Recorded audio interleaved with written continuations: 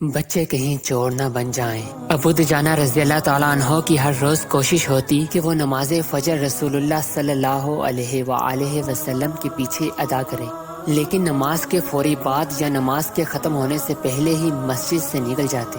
رسول اللہ صلی اللہ علیہ وآلہ وسلم کی نظریں ابو دجانہ کا پیچھا کرتی۔ جب ابو دجانہ کا یہی معمول رہا تو ایک دن رسول اللہ صلی اللہ علیہ وآلہ وسلم نے ابو دجانہ کو روک کر پوچھا، ابو دجانہ کیا تمہیں اللہ سے کوئی حاجت نہیں ہے؟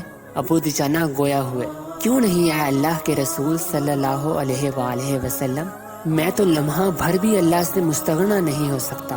رسول اللہ صلی اللہ علیہ وآلہ وسلم فرمانے لگے، تو پھر آپ ہمارے ساتھ نماز ختم ہونے کا انتظار کیوں نہیں کرتے اور اللہ سے اپنی حاجات کے لیے دعا کیوں نہیں کرتے؟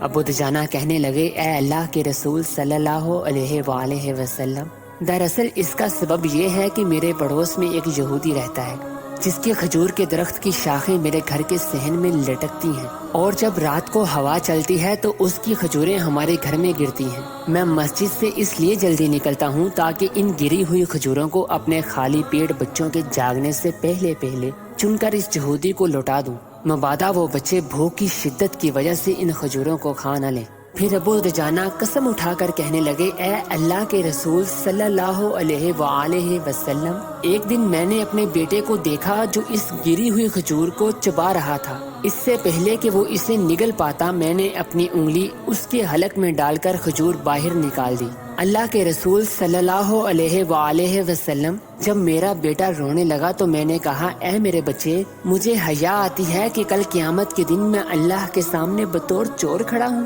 سیدنا ابو بکر رضی اللہ تعالیٰ عنہ پاس کھڑے یہ سارا ماجرا سن رہے تھے۔ جذبہ ایمانی اور اخوت اسلامی نے جوش مارا تو سیدھے اس یہودی کے پاس گئے اور اس سے کھجور کا پورا درخت خرید کر ابو دجانہ اور اس کے بچوں کو ہدیہ کر دیا۔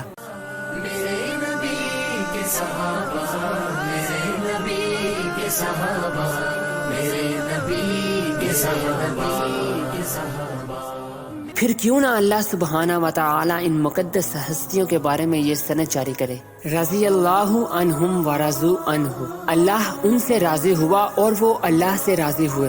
چند دنوں بعد جب یہودی کو اس سارے ماجرے کا پتہ چلا تو اس نے اپنے تمام اہل خانہ کو جمع کیا اور رسول اللہ صلی اللہ علیہ وآلہ وسلم کے پاس جا کر مسلمان ہونے کا اعلان کر دیا۔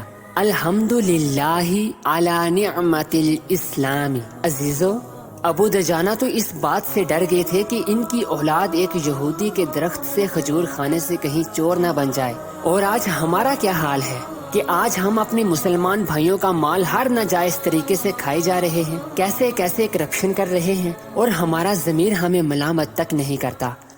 مزید اس طرح کی انفارمیٹیو ویڈیوز دیکھنے کے لیے ہمارے اس چینل کو سبسکرائب ضرور کریں۔ اللہ حافظ۔